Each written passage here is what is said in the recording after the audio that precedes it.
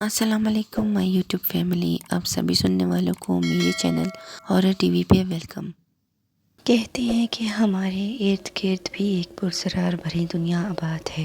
اس دنیا کے باسی نہ ہمیں دکھائی دیتے ہیں اور نہ ہی محسوس ہوتے ہیں، مگر کبھی کبھی ایسا ضرور ہوتا ہے کہ ان چیزوں کو ہم اپنی کم فہمی سے یا کبھی جان بوجھ کر اتنا مجبور کر دیتے ہیں، وہ چاہتے ہیں یا نہ چاہتے ہوئے بھی ہمیں اپنی موجودگی کا احساس ضرور دلاتے ہیں۔ ابھی ہماری خوش نصیبی ہے کہ وہ ہمیں کوئی آزرانہ پہنچا سکیں۔ آپ سوچ رہے ہوں گے کہ بھلا میں اس پراسرار بھری دنیا کے باسیوں کی حمایت کیوں کر رہی ہوں؟ تو پھر لیجیے آپ ہی فیصلہ۔ میں ان دنوں چھٹی جماعت کی طالبہ تھی جب ہم نیو کراچی سیکٹر 3 میں شفٹ ہو کر آئے۔ اس عمر میں لڑکیوں کو فطرتاً پھول، خوشبو اور دل کو لبھاتے موسم ویسے ہی بہت اچھے لگتے ہیں، اور مجھے تو بچپن سے ہی رنگ اور خوشبو بہت بھاتے تھے۔ امی لاکھ سمجھاتی مگر ان کی نصیحتوں کو میں ہنس کر ایک جملے سے ہوا کی غذا بنا ڈالتی تھی۔ امی جان، خوشبو لگانا تو سنت نبی ہے، اور اتنی گرمی ہے، بس میں طرح طرح کے لوگوں کی بو سے میرا دم گھٹتا ہے۔ پلیز امی، بیٹا خوشبو لگانا بے شک سنت ہے، مگر تمہاری عمر کی چھوٹی لڑکی کو یہ زیب نہیں دیتا کہ تم اتنی خوشبو لگا کر اسکول جاؤ، جبکہ تمہارا اسکول بھی دوپہر کا ہے اور زوال کے وقت ویسے ہی اوپری ہواؤں کا زور ہوا میں ہوتا ہے۔ مگر میں نے تو نہ ماننا تھا نہ مانی، حالانکہ ایسا ہرگز نہیں تھا کہ میں کوئی نافرمان بچی تھی۔ میری امی کہتی تو شاید کبھی تھی کہ خوشبو میری ایسی کمزوری تھی جسے میں چاہ کر بھی چھوڑ نہیں سکتی تھی، اور اس وجہ سے میں ایک ہفتے میں پرفیوم کی پوری بوتل خالی کر دیا کرتی تھی۔ مگر اس دن ایک ایسا واقعہ رونما ہوا جس کے بعد میری یہ عادت خود بخود چھوٹ گئی۔ بیٹا، یہ لالو کھیت کون سی بس جائے گی؟ آج پورے 15 دن ہو گئے تھے کہ اتنی عوام کے ہوتے ہوئے بھی وہ خاموش خاتون مجھ سے ہی مخاطب کرتی تھی۔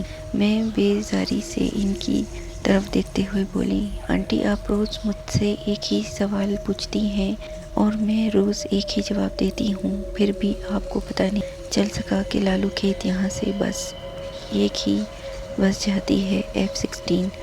ابھی وہ کچھ بولتی کہ میری مطلوبہ بس نے آ کر گفتگو میں مداخلت کی اور میں انہیں نظر انداز کر کے بس میں چڑھ گئی۔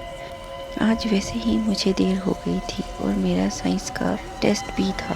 پھر سارا دن کی مصروفیات میں یاد ہی نہیں رہا کہ آخر وہ آنٹی کون ہے، وہ مجھ سے ہی کیوں روز ایک ہی سوال کرتی ہیں۔ اس دن کے بعد پورے 2 ہفتے سکون سے گزرے، نہ وہ آنٹی مجھے نظر آئیں اور نہ میں بھی اس قصے کو بھول بھال گئی، اور پھر ایگزامز کی تیاریوں میں لگ گئی۔ یہاں میں یہ بات واضح کرتی چلوں کہ میرا وہ مطلوبہ اسٹاپ کچھ پرسرار سا تھا۔ آنے جانے والی دونوں سڑکوں کے بیچ ایک گندا اور پرسرار نالہ تھا جس سے آئے دن نامعلوم اشخاص کی لاشیں برآمد ہوتی رہتی۔ اس طرح یہاں جہاں میرا گھر تھا، نالے سے کچھ دور کچے پکے مکانات تھے جن میں سے بیشتر خالی تھے، اور جو رہائشی تھے ان میں سے زیادہ تر کرایہ داروں کا بسیرا تھا۔ پھر اس سڑک کے لیے یہ بھی مشہور تھا کہ وہ سڑک ہر 6 ماہ میں بھینٹ لیتی ہے۔ مجھے روڈ کراس کر کے اسکول کی طرف مطلوبہ بس لینی ہوتی تھی، اور جس طرف میرا اسٹاپ تھا وہاں تک بہت بڑا میدان تھا جس میں خوردہ جھاڑیوں کا ایک گھنا جنگل آباد تھا۔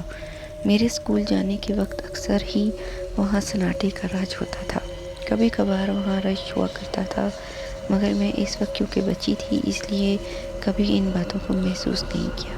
بہرحال یہ 55 نومبر 1992 کی بات ہے کہ میں خلاف توقع معمول آج بھی اسکول جلدی جانے کے خیال سے 11:15 پر ہی حسب عادت کپڑوں پر خوب پرفیوم لگا کر اپنے رومال امی کو خداحافظ کہتی بیگ سنبھالتی لمبے ٹاپ پر پہنچی ہی تھی کہ مجھے پھر وہ عجیب و غریب آنٹی اپنی طرف آتی دکھائی دیں۔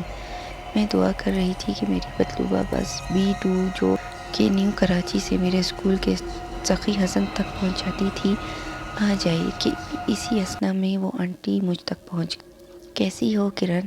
ان کے منہ سے آج اپنا نام سن کر میں بری طرح چونکی تھی۔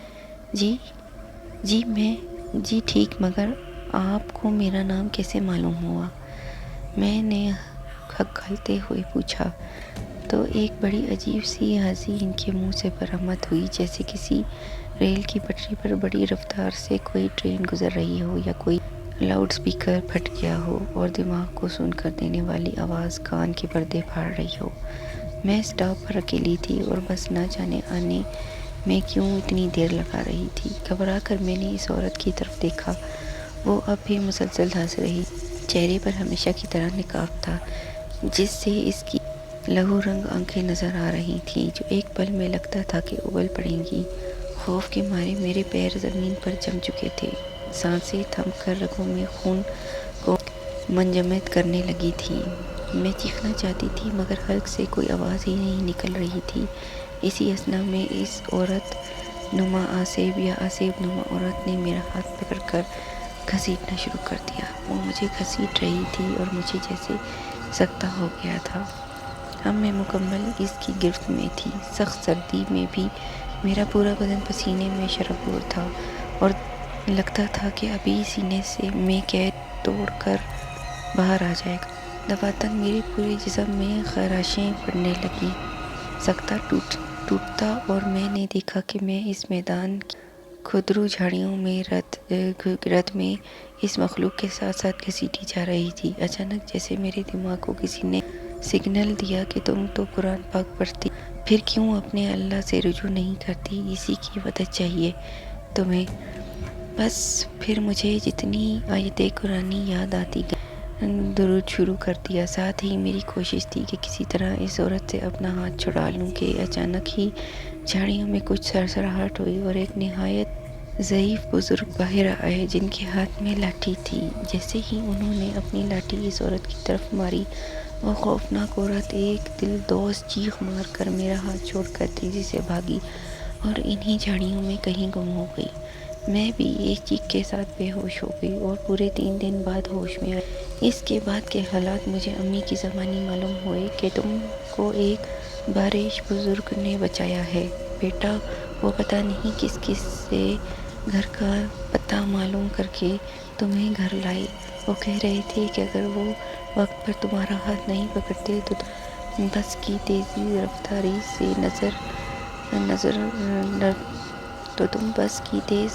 کی نظر روڈ کراس کرتے ہوئے احتیاط کیا کرو بچی۔ اگر وہ بزرگ تمہیں نہ بچاتے تو بزرگ نے امی کو حقیقت سے مطلع نہیں کیا، ورنہ امی اتنی بڑی بات برداشت نہیں کر پاتی۔ اس میں بھی میرے اللہ کی کوئی مصلحت ہوگی، لیکن میرے لیے یہ بات بہت سکون کا باعث تھی کہ میری امی پریشانی سے مگر اس بات پر تشویش کا اظہار ضرور کرتی ہیں کہ بیٹا کرن، مجھے سمجھ نہیں آتی کہ جب تمہارا ایکسیڈنٹ ہوا تو تمہیں ان بزرگ نے بچا بھی لیا تھا، پھر تمہارے یونیفارم پر گھسیٹنے کے نشان اور بدن پر خراشیں کیوں تھیں؟